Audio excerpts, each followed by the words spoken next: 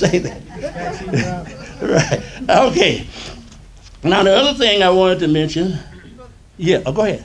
I'm sorry. That's right. You had. Yeah. Just for my clarification, when you're making sajda, the 3, 5, or 7 is how many times you give praise in the sajda position. Yes. Right. You don't make 3 sajda. No, not 3. No. You make one. One says it. And then Imam Muhammad gave us those numbers. He said it should be an odd number. He said it should be an odd number. It should be either 3, 5, or 7. It should be odd number and not more than 7. Not more than, he said, not more than 7. I remember he said. So it should be 3, 5. That would mean it would be 3, 5, or 7. Okay. All right. And that's a good question. Not making 3 sets. No, 1 set.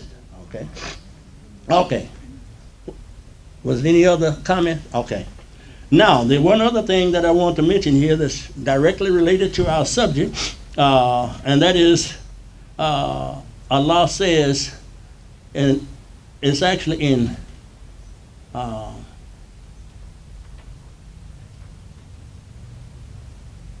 لَقَدْ كَانَ لَكُمْ فِيهِمْ أُسْوَةٌ حَسَنَةٌ. Okay, it's actually in 3 places in the Quran. The word uswah.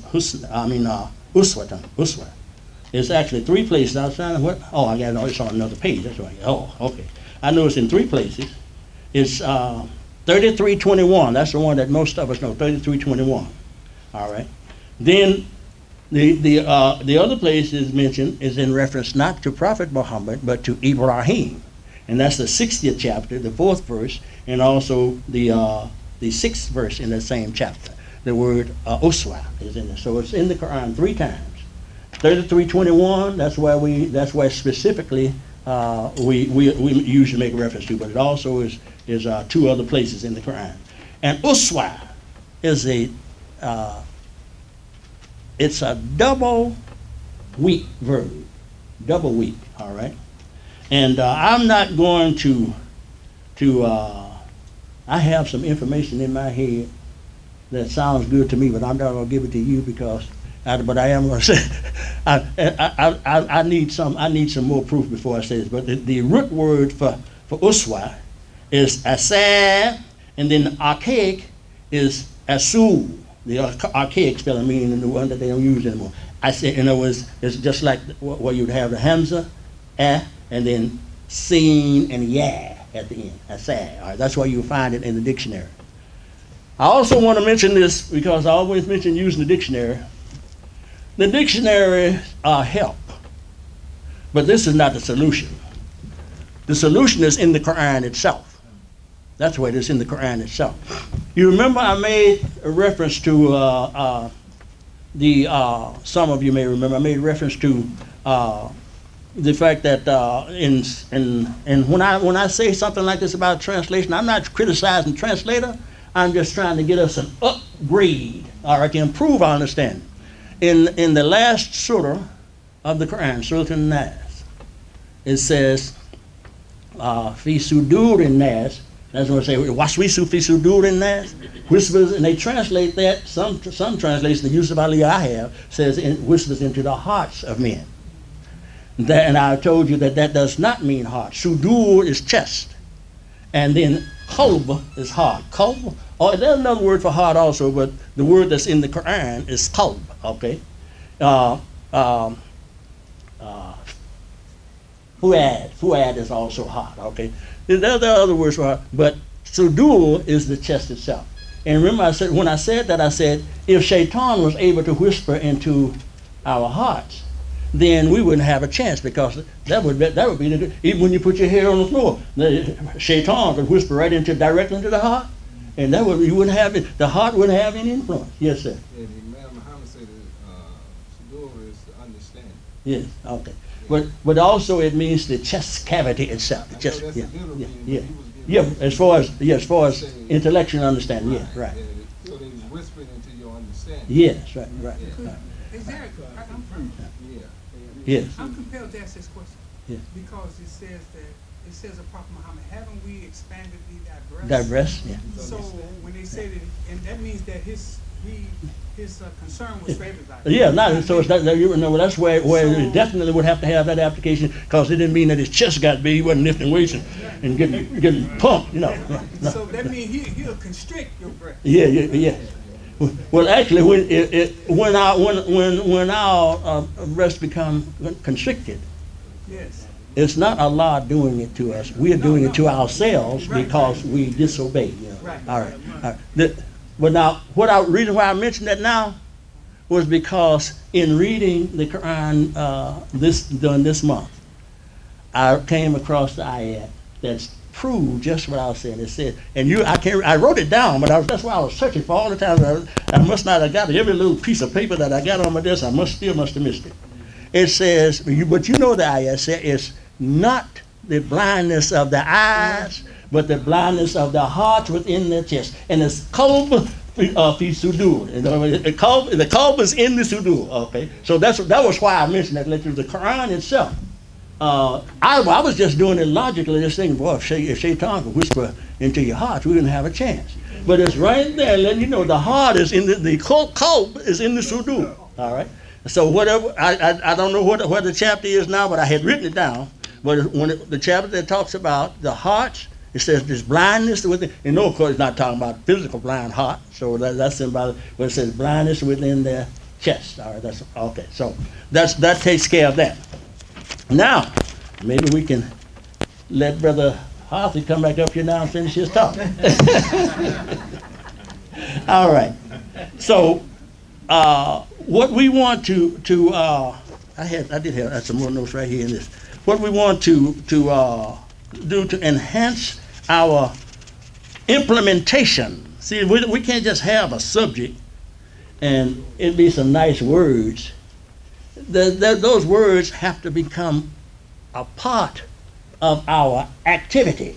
All right. So if we are going to, we say we have two things when we say. Matter of fact, the corrupt leadership, corrupt religious leaders, calls Muslims Mohammedans. That's what they. And so while that's not it, but we are Muhammad in our behavior. Just as Imam Agin Muhammad said, the brother read it to us. Was it today? Yeah, read it to us today. He always reminds us. I can't remember whether I heard it from the Lifeline or this morning. He read it today. Yeah, where it said, the prophet, Imam Muhammad says that he would not be with us, but the only place he would be alive is in us. So if we are going to be, we want Imam Muhammad to be alive in us, then we must learn to think the way he thought. Of course, we never abandon the tafsir that we have, but you will find that if you start trying to think the way he thought, then whatever additional information you come up with is not going to conflict with what he has already. All right. So the way that you learn to think the way Imam Muhammad is this Quran. He thought Quranically. I used to think, I said, well, he's thinking in Arabic. No, he was thinking Quranic. He was thinking in light of the Quran. All right. So that's what I'm in saying that we must be encouraged. If we are not able to read the Quran, we should strive to do so. I'm blessed. I'm not smart. I'm blessed. The brother that was up here before me, Brother Hartley, he's a rookie in the penitentiary. I worked in the penitentiary for 30 years. 20 of those years was at one institution, Stateville. All of you in Illinois, I know you know about Stateville, all right? And I was blessed. Allah just blessed me to say something that enabled me to have, it was within the first year I was there. Whenever they have a lockdown, we have a brother here who's a correctional law. He worked as a correctional law, so he knows what a lockdown is. Lockdown means that the inmate's not going to be able to get out of their cells for anything because they already got the toilet right there in the cell. Okay, and so the food they bring it to them, and they use people who are not in security. They call that programs. If you're not in security, then you're in programs. They use program people to help feed. All right, so that means they bring the food into the cell house, and then you walk along and you two y'all in there. And the day that the first time they came to me with that, I hadn't planned it. But Allah just put it on my mind. I said, well, My religion says I'm supposed to want for my brother what I want for myself. And that food that you're feeding them, I wouldn't eat. So therefore, I can't do that. They never bothered me again. They accepted 100%. So I don't know whether Brother Hartley has that kind of a leverage or not. So I had 20 years in one prison where all I had to do was study and prepare for my classes and from Juma. So I can't boast, oh yeah, well I sit down and I got this. I actually, sometimes when I think about how much time I had, I get kind of ashamed. I should be better off than I am. I should be that word that the brother mentioned. And believe me, I am not Harthed. I'm not a Quranic reciter. Okay? But maybe I should be, considering the time that I had. But I didn't realize it. You didn't realize it until it was over.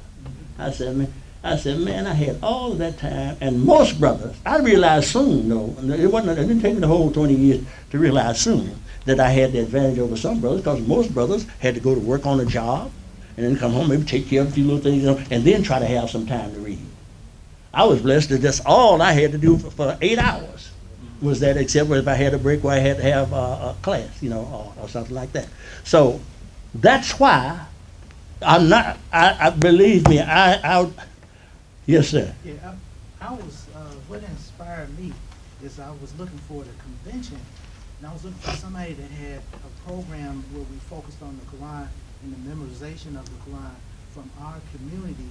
And what kind of put that in my heart, I was listening to my father teach, this might have been the 70s or something, and he said that if something happened in Mecca, he was talking to his followers, us, a lot of us, didn't have cars or bus pass. He said, but something happened in Mecca where Muslims weren't there to take care of the Kaaba. He said, we would have to find a way there to take care of the holy precincts in Mecca. He said, we would have to walk or something. You can't walk. But he was saying the seriousness of that, that's a responsibility of the Muslims to take care.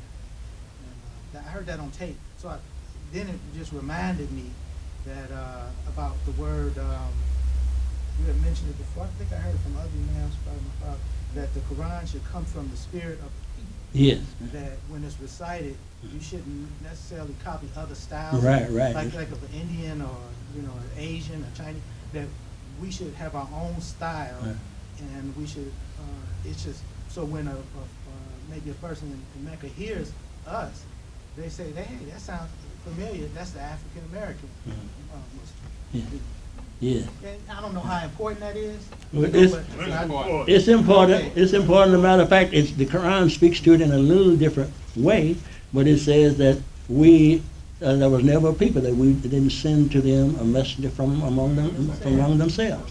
So, in other words, if I speak to you, and now that I've learned a little Arabic, if I speak to you with accent, then you said, that nigga gone crazy.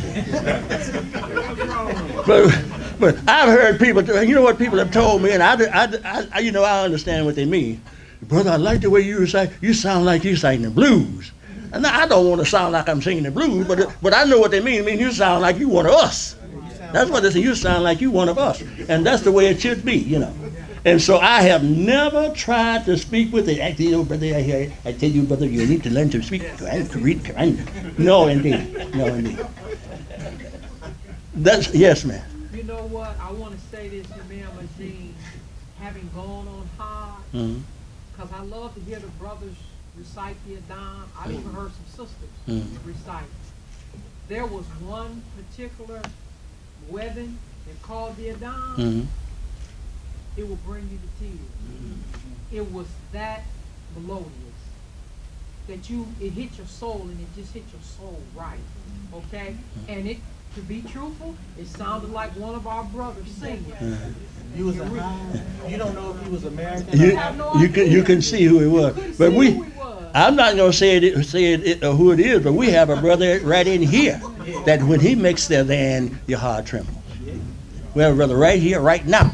And I'm going to look at the sisters, so no, you looking at me? No, I'm looking at sisters now. We have a brother right in here, in this group of brothers right in here, who when he makes the adhan, my heart flutters.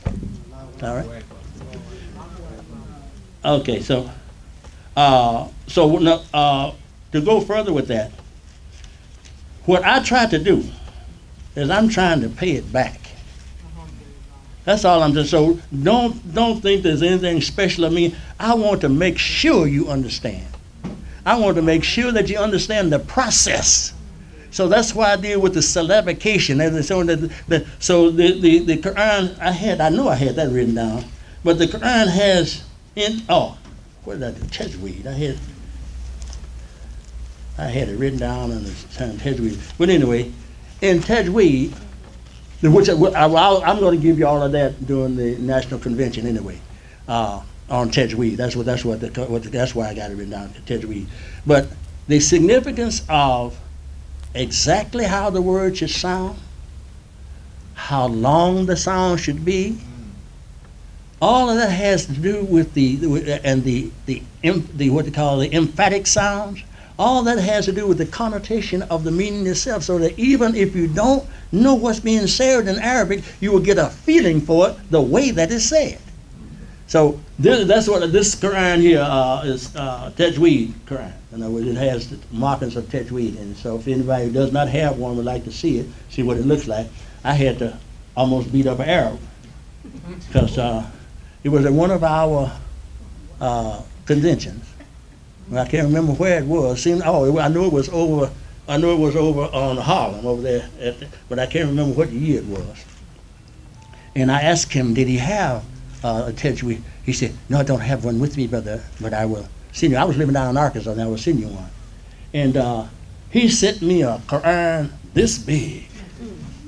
It was colored, but the color just had red and black.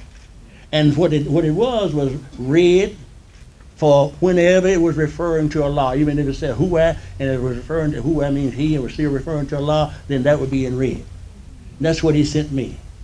And I sent him a letter, because I knew he thought I was a country hick down there in Arkansas. I said, brother, you know that this is not Tajweed.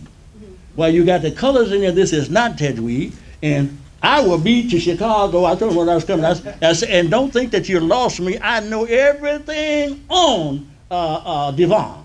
That's what I told him what his zip code was. when I told him, because I used to work at the post office, when I told him what his zip code was, he sent me this Quran so fast. And so then wanted me to send it back. I said, no, how much you want? I kept both of them. I said, I'll keep both of them, you know. But he thought, you know, it's got red in it, you know, he doesn't know, you know. I told him, I said, your zip code is 60645. I didn't hear, when I called back the next time, I was talking to him, when I called back the next time, I couldn't get him on the phone. Next thing I knew, I had my Quran in the mail. And then he trusted me to send the other one back. And I told him, no, I'll send you the money and pay for this one I got, you know. Yeah. So, but yeah, he thought, you know, especially somebody coming down in Arkansas, a little town in Arkansas like that, Forest City. What do you know about Tajweed? Yes, sir. Yes, sir. What? Oh, I'm sorry. Yes. Wa alaikum assalam.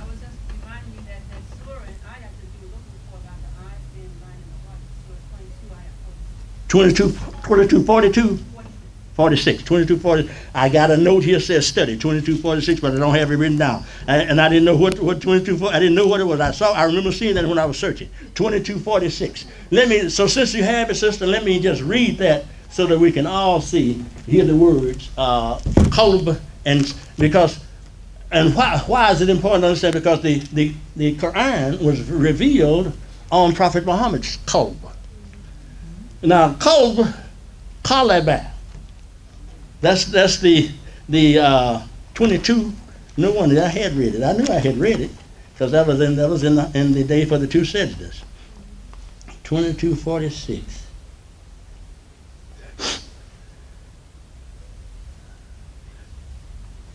This I read that the Arabic is plenty big, but the numbers are so small I can hardly see them with my glasses. You know the numbers for the ayat? Mm-hmm. They're very small. Okay, 40. But they can't hide it from me. I'm still gonna find it. Sometimes I think they're trying to hide it, you know. 22:45.